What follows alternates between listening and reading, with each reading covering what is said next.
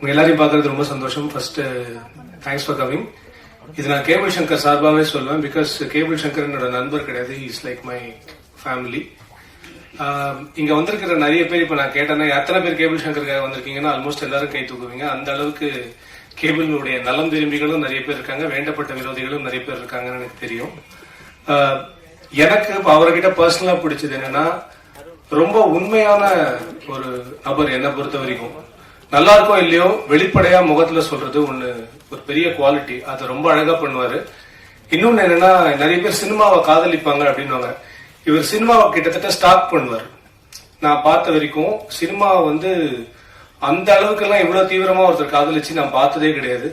ஒரு படம் ஓடலைன்னா அந்த டைரக்டர் அந்த ப்ரொடியூசரோட இவரு பாவம் ரொம்ப உட்காந்து ஃபீல் பண்ணி அந்த படத்துக்கு நம்ம ஏதாவது பண்ணணும்னு சொல்லிட்டு ஏதாவது சம்பந்தமே இருக்காது யார்கிட்டயோ பேசுவாரு. அந்த டைரக்டர் யாரையோ மீட் பண்ண வைப்பாரு. அவங்களாம் திருப்பி இவருக்கு ஏதாவது பண்றாங்களா இல்லையான்னு கூட தெரியாது. But he will definitely come out with something good. So இன்னைக்கு ஆக்சுவலா பாத்தீங்கன்னா இந்த ஓடிடி பிளஸ்ன்றது இது ஒரு சாதாரண விழாவா பண்ணிருக்கலாம். பட் எங்களை மாதிரி இருக்கிறவங்களெல்லாம் கூப்பிட்டு ஒரு ஆனர் பண்ணணும் அப்படின்றது அவருக்கு தோணுது. ரொம்ப ரொம்ப சந்தோஷமான விஷயம். இதுல நான் தான் இன்ஃபேக்ட் டெக்னிக்கலி லக்கி மேன். ஏன்னா எனக்கு முன்னாடி பேசின யாருக்குமே ஒரு பெரிய ஸ்டார் கிடைக்கல, ஒரு பெரிய மியூசிக் டைரக்டர் கிடைக்கல. ஆனா அதுக்குள்ள ஃபார் எக்ஸாம்பிள் நான் இப்ப பைரி பார்த்தேன், கிடா பார்த்திருக்கேன். அவங்க எல்லாம் என் படம் பார்த்தாங்களான்னு எனக்கு தெரியல. பட் அதை பத்தி நான் கவலையும் பட மாட்டேன். ஏன்னா அவங்களுக்கு இருந்த சூழ்நிலை எனக்கு தெரியும். வட்டார வழக்கும் நான் பார்த்திருக்கேன். இந்த எல்லா படமும் நான் பார்த்திருக்கேன். அது எல்லாமே டெக்னிக்கலி கேபிள் சொல்லி தான் நான் பார்த்தேன். அதுதான் உண்மை. அந்த அளவுக்கு நல்ல படத்தை தூக்கி நிறுத்தணும்னு ட்ரை பண்ற அவருக்கு முதல்ல ஒரு நல்ல கைத்தட்டு கொடுக்கணும்னு நான் எப்பவுமே ஆசைப்படுவேன். அடுத்தது நிறைய பேர் சொன்னாங்க, இப்போ கொஞ்ச நாளைக்கு முன்னாடி ரொம்ப அழகான ஒரு கவிதை படிச்சேன். ஒரு 20 வருஷத்துக்கு முன்னாடி யாராவது ஒருத்தர் மதுரையிலயோ எங்கேயாவது நான் சினிமா எடுக்க போறேன் அப்படின்னு கிளம்பினா போடா எங்கேயாவது போய் ஒரு பிளாட்ஃபார்ம்ல தான் நிப்ப கடைசியில அப்படின்னு அம்மா அப்பா திட்டி அனுப்புவாங்க அப்படின்னு. இன்னைக்கு டெக்னிக்கலி எல்லாருமே பிளாட்ஃபார்ம் கிட்ட தான் போய் நின்றுட்டு இருக்கோம். அது ஏதோ வாழ்த்தா மாறிடுச்சு அப்படின்னு நான் நினைக்கிறேன். பட் என் வாழ்க்கையில ஓடிடி பிளாட்ஃபார்ம் பண்ண ஒரு மேஜிக் மட்டும் நான் சொல்றேன். ஏன்னா என் வாழ்க்கையில பிரஸ் பிளே பண்ண ஒரு ரொம்ப முக்கியமான பார்ட் இருக்கு. நான் அதுக்கும் தேங்க் பண்ணணும். பட் இந்த விஷயத்தையும் நான் சொல்றேன். என் படம் கடந்த வருடம் செப்டம்பர் 1 ரிலீஸ் ஆச்சு. நிறைய பேர் பார்த்துட்டு ரொம்ப நல்ல ரிவ்யூஸ் கொடுத்தீங்க. செப்டம்பர் 28 ஓடிடி ரிலீஸ் ஆச்சு. பட் 10 படம் சேர்ந்து வந்ததுல லக்கி மேன் ஒரு படத்தை நாங்க பொசிஷன் பண்றதுக்குள்ள டக்குன்னு அடுத்த படங்கள் வந்துருச்சு. But no qualms. ஆனா அந்த 28 ரிலீஸ் ஆகும்போது அதுல இருந்து ஒரு மாசத்துக்கு அமேசான் பிரைம்ல கிட்டத்தட்ட ஆல் இண்டியா லெவல்ல ஸ்ட்ரீம் ஆன அமேசான் பிலிம்ஸ்ல நம்பர் 3 நம்பர் 4லயே கிட்டத்தட்ட ஒரு மாசம் இருந்துச்சு அந்த படம். எனக்கு முன்னாடி என்ன படம் அப்படின்னா ராக்கியா ராணின்னு ஒரு படம், கலைஞ்ச ஒரு படம், அதுக்கு அடுத்த படம் ஜெயிலர் இருந்துச்சு. சோ இந்த 2 படத்தோட பட்ஜெட் அப்படின்றது நீங்க என்னன்றது உங்களுக்கே தெரியும். என் படத்தோட பட்ஜெட் என்னவா இருக்குன்றது உங்களுக்கும் தெரியும். பட் ஓடிடி ஆடியன்ஸை பொறுத்த வரைக்கும் பட்ஜெட்லாம் அவனுக்கு கவலை கிடையாது. கண்டென்ட் நல்லா இருந்துச்சுன்னா அவன் எந்த படத்தையும் தூக்கி கொண்டாடுறதுக்கு தயாரா இருப்பான். சோ அந்த மாதிரி கண்டென்ட் ட்ரிவன் பிளாட்ஃபார்ம்ஸ் வருது அப்படின்றது என்ன மாதிரி இருக்கக்கூடிய படைப்பாளிகள் இன்னும் நிறைய படைப்பாளிகளை உருவாக்கும். அதனால்தான் நான் இந்த மாதிரி ஒரு தளம் ஒண்ணு ஆரம்பிக்கிறாங்க அப்படின்னு சொல்லும் போது ரொம்ப சந்தோஷமா வந்தேன். அண்ட் சீனு ராமசாமி சாருக்கு என்ன ஞாபகம் இருக்குமான்னு தெரியல, தென்மேற்கு பருவக்காற்று படம் எடுத்துட்டு வரும்போது ஹலோ எஃப்எம்ல அவரு, விஜய் சேதுபதி அண்ட் அந்த டீம் எல்லாருமே நான் இன்டர்வியூ பண்ணிருக்கேன். ஐ திங்க் அந்த இன்டர்வியூ முடிச்சுட்டு தான் அவங்க போனாங்க, ஃபர்ஸ்ட் ஷோக்கே போனாங்க. எனக்கு இன்னும் நான் சொல்றேன், எனக்கு அவர்கிட்ட ரொம்ப பிடிச்ச விஷயம் என்னன்னா, படம் ஓடுது ஓடலன்றது அவர் கவலையே கிடையாது. என் வாழ்க்கையில நான் நல்ல படம் மட்டும்தான் எடுப்பேன்னு ஒருத்தர் ஒரு தீர்மானத்தோட இருக்காரு. இதுல இருந்து எண்ணி இன்னும் 25-30 வருஷம் கழிச்சு கூட நீங்க பாத்தீங்கன்னா நீர்ப்பறவை மாதிரி ஒரு படத்தை ஒரு டைரக்டரால் எடுக்க முடியாது, தர்மதுரை மாதிரி ஒரு படத்தை ஒரு டைரக்டரால் எடுக்கவே முடியாது. அவ்வளவு நல்ல படங்கள் அது. அதுதான் என்னன்னா, அது எப்படின்னா டெக்னிக்கலி ஒரு அணில் மாதிரி. அது எத்தனை பேருக்கு அணில் கதை தெரியும் தெரியாது. அணில் என்ன பண்ணுமா, உலகத்துல இருக்கிற கிட்டத்தட்ட ஒரு 10% காடுகள் அணில் தான் ஃபார்ம் பண்ணுச்சுன்னு சொல்லிட்டு ஒரு தியரி இருக்கு. ஏன்னா அணில் ஏதாவது பழத்தை சாப்பிட்டுச்சுன்னா அதனுடைய விதை என்னைக்காவது நமக்கு தேவைப்படும் சாப்பிடறதுக்கு அப்படின்னு சொல்லிட்டு அதை புதைச்சி வச்சுட்டு அது போயிடுமா, அது மறந்துடுமா டெக்னிக்கலி. அப்படி அது புதைச்சி வச்ச விஷயங்கள் தான் மிகப்பெரிய காடுகள் ஆகியிருக்கு. அந்த மாதிரி அவர் பண்றது எல்லாத்தையுமே நல்லது பண்ணிட்டு போயிட்டே இருக்காரு. சோ இன்னைக்கு இந்த மேடைக்கு என்ன மாதிரி இருக்கிறவங்களெல்லாம் ஒரு ஆனர் பண்ணணும் அப்படின்னு சொல்றதும் அவர் பண்ற ஒரு நல்லதுதான் நான் நினைக்கிறேன். என்னமோ தெரியல, எனக்கு ரொம்ப பிடிச்சு நான் ஒரு ஏகலைவனா பார்த்து ரொம்ப சந்தோஷப்படுற பாலு மகேந்திரா சார் கையால நான் ஏதோ ஒன்று வாங்க போறேன்னு எனக்கு தோணுது அவர் மூலமா வாங்குறது. ஸோ ரொம்ப சந்தோஷம். இந்த டீம்ல இருக்கிற எல்லாருக்குமே ரொம்ப என்னுடைய வாழ்த்துக்கள். அப்புறம் குறிப்பா என் தம்பி ஜெயச்சந்திர அஷ்மி ரொம்ப அடக்கமா பேசிட்டான். இப்போ சமீபத்துல வெளியான லேபிள் வெப் சீரிஸ்க்கும் அவன் தான் ரைட்டர், ரொம்ப மிகப்பெரிய ரைட்டர். அவன் பார்த்தா கொஞ்சம் அமைதியா இருப்பான், but he is going to be a dynamite very soon. I am very sure he's a dynamite right no. But still இதுக்கப்புறம் பெருசா வெடிப்பான்னு நினைக்கிறேன். அண்ட் பிரஸ் எல்லாருக்கும் ரொம்ப ரொம்ப நன்றி. அண்ட் உங்க எல்லாருக்கும் தெரியுது என்ன பண்ணணும்னு. அண்ட் இந்த டீமுக்கு தொடர்ந்து ஆதரவு கொடுங்க. இந்த டீமுக்கு நான் சொல்லக்கூடிய ஒரே ஒரு வார்த்தை என்னன்னா, இன்னைக்கு எல்லாரும் இருப்போம் சார், நாங்கெல்லாம் வீட்டுக்கு கிளம்பி போயிடுவோம், ட்வீட் போடுவோம், பேஸ்புக்ல ஸ்டேட்டஸ் போடுவோம், வாழ்த்துக்கள்லாம் தெரிவிச்சிடும். ஆனா நாளைக்கு ஆபீஸ்ல நீங்க மட்டும் தான் இருப்பீங்க. அப்போ நீங்க யோசிக்க வேண்டியது என்னன்னா, எந்த மாதிரி கண்டென்ட் அப்படின்னு யோசிச்சீங்கன்னா, நான் ஒரே சிம்பிள் ஸ்ட்ராட்டஜி தான் வச்சிருக்கேன். இன்டென்ட் நல்லா இருக்கிற கண்டென்ட் எடுங்க, வாழ்க்கை ஒவ்வொன்று இருக்கும். அவ்வளவுதான் நான் சொல்றேன். Thank you so much. Thanks for your time. Cable sir இந்த நிகழ்ச்சிக்கு என்னை அழைத்த போது நீங்க பேசணும்னு சொல்லவே இல்லை.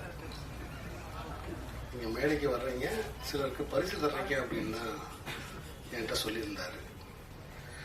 அப்புறம் அவரோட தொடர்ந்து இந்த நிகழ்ச்சி வர்றதுக்கு முன்னாடி நான் பேசிக்கிட்டு இருந்தது, பகிர்ந்துகிட்டு இருந்தது.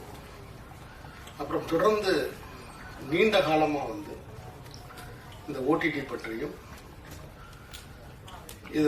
இது செய்ய போற நன்மைகள் பற்றியும் அவர் என்கிட்ட பேசிக்கிட்டு இருந்தார்.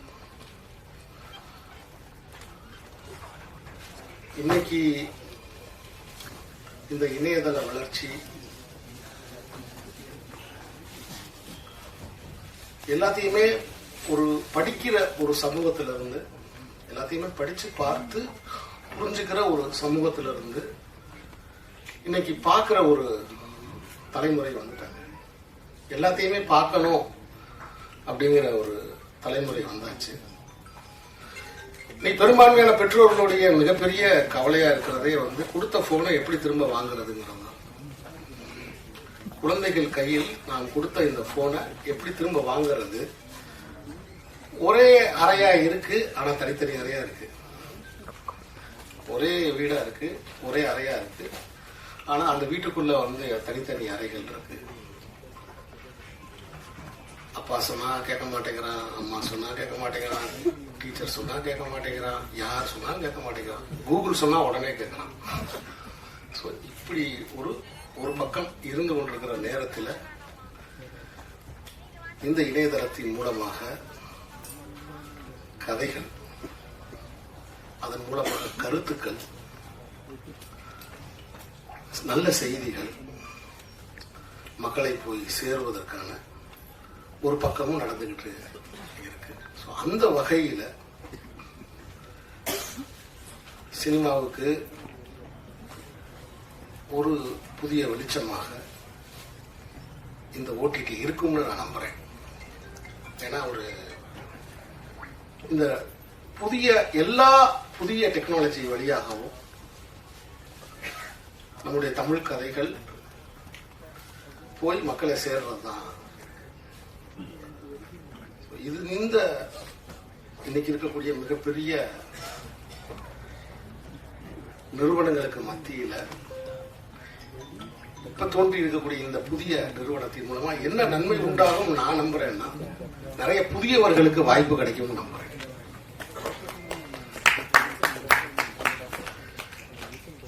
எங்கெல்லாம் வாய்ப்பின் கதவு அடைக்கப்படுதோ அங்க ஒரு புதிய வாசல் திறந்துகிட்டே இருக்கு. அதை காலமும் விஞ்ஞானமும் செஞ்சுக்கிட்டே இருக்கு. அந்த வகையில இந்த ஓடிடி பிளஸ்,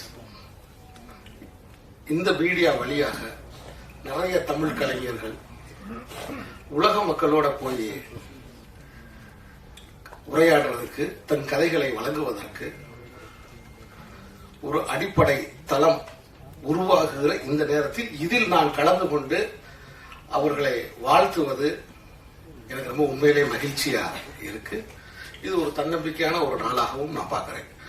என்னதான் சினிமா என்பது ஒரு பெரிய திரைக்கான ஒரு அனுபவம், திரையரங்குக்கான மிகப்பெரிய அனுபவம். ஆனா காலத்தின் துரதிர்ஷ்டம் என்னன்னா, குறிப்பா உதாரணத்துக்கு நம்மளுடைய இந்தியாவை பொறுத்த மட்டும் என்னைக்கு 3 நாட்கள் 500 திரையரங்கம் அப்படின்னு ஒவ்வொரு மாநிலத்துக்கு ஒரு சினிமாவுக்கான வெளியீட்டு விதி வந்துச்சோ, அந்த விதியில சிறு படங்கள், கதை படங்கள், பெண்களுக்கான படங்கள் எல்லாம் பாதிக்கப்பட்டுருச்சு. ஏன்னா முதல் 3 நாள்ல திரையரங்கு நிறையணும், முதல் காட்சியே நிறையணும். அப்படின்னு நட்சத்திர அந்தஸ்து இல்லாத படங்களுக்கு நிச்சயம் கூட்டம் வராது. அப்ப பிஞ்சு, பூ, காய், கனி அந்த 4 நிலை இருக்க மவுத் டாக் ஆகி பேசி மக்கள் வந்து தியேட்டர்ல வந்து நிக்கிற வரைக்கும் அந்த படங்களை திரையரங்குகளில் தாங்கி பிடிக்க முடியாது. அப்ப 3 நாள் 600 தியேட்டர் 500 தியேட்டர் அப்படிங்கிற அந்த வியாபார விரிவு இருக்குல்ல, அந்த வியாபார விரிவு தான் நிறைய சிறிய படங்களுக்கு கதவுகளை வந்து அடைச்சிருச்சு. ஆனா அப்படி அடைத்தாலும் கலையோட வேலையை மேலும் மேலும் முயற்சி பண்ணி வெளியில வர்றதுதான். சோ அப்படி நிராகரிக்கப்பட்ட படங்கள் இந்த ஓடிடியின் வழியாக அதில் தன் வாழ்க்கையை பணயம் வைத்திருக்கிற இளைஞர்களுக்கு ஒரு புது வெளிச்சம் தரும் அப்படின்னு நான் ரொம்ப ஆழமா நம்புறேன். அனைவருக்கும் என்னுடைய வாழ்த்துக்கள், வணக்கம். ஸோ இந்த ஓடிடி பிளாட்ஃபார்ம் ஒரு இன்ட்ரெஸ்டிங்கான பிளாட்ஃபார்மாக இருக்கும், மிக்ஸ்டான பிளாட்ஃபார்மாக இருக்கும், எல்லா விதமான ஆடியன்ஸுக்குமான ஒரு பிளாட்ஃபார்மாக உருவாக்குறதுக்கான பல முயற்சிகள் எடுத்துட்டு இருக்கோம். அதுல வந்த கண்டென்ட்லாம் நீங்க பார்த்துருப்பீங்க. இன்னைக்கு போட்ட 2 கண்டென்ட் உங்களுக்கு பிடிச்சிருந்ததா? ஸோ அதே போல நல்ல நல்ல தரமான வித்தியாசமான கண்டென்ட்ல கொடுக்கறதுக்கு முயற்சி பண்றோம். இதோடைய சப்ஸ்கிரிப்ஷன் வரும் 29 ரூபா தான் ஒரு மாசத்துக்கு. அதனால நீங்க யார் வேணா சப்ஸ்கிரைப் பண்ணி பார்க்கலாம். இன்னும் 1 மாசம் பார்த்துட்டு நல்லா அடுத்த மாதம் நீங்க ஃபீட்பேக் கொடுத்தீங்கன்னா அடுத்த நல்ல கண்டென்ட் கொடுப்போம். ஏன்னா எங்களுக்கு தெரியும் இந்த சப்ஸ்கிரைபர் குறைஞ்சு போச்சுன்னா எப்படி, ஏன் குறைஞ்சு போச்சுன்னு. அதனால நிச்சயமா நல்ல கண்டென்ட் கொடுக்கறதுக்கான முயற்சி பண்றோம். எங்களுக்கு சப்போர்ட் பண்ணுங்க. அதோட இந்த பிளாட்ஃபார்ம் வந்து இன்னொரு விஷயம், ஒரு அக்ரிகேட்டராக ஒர்க் அவுட் ஆகாது. நிறைய சின்ன சின்ன பிளாட்ஃபார்ம்ஸ் இதில் கொண்டு வர போறோம். எங்களுக்கு கொண்டு வரதுனால என்னன்னா, தனித்தனியா இருக்கிற பிளாட்ஃபார்ம்ஸ் எல்லாருடைய கண்டென்ட் வந்து ஒரு அக்ரிகேட்டர்கள் வரும்போது ஒரு சின்ன பேமெண்ட்ல எல்லா சேனல்ஸும் நீங்க பாக்கிறதுக்கான வாய்ப்புகள் இருக்கு. அதுக்கான வேலைகள் ஒரு 5 ஓடிடி சைன் அப் பண்ணிருக்கோம். சோ இந்த ஓடிடி நீங்க சப்போர்ட் பண்ணுங்க. ஸோ நீங்க பார்த்த படங்களை பத்தின ஒப்பீனியன் இருந்தா உங்களுக்கு எழுதுங்க. இதுல ஏதாவது நிறைய குறைகள் இருந்தா நான் அப்புறம் டெய்லி வந்துட்டு போறாள் தான் என்கிட்ட சொல்லலாம். நீங்க மிக்க நன்றி, வணக்கம்.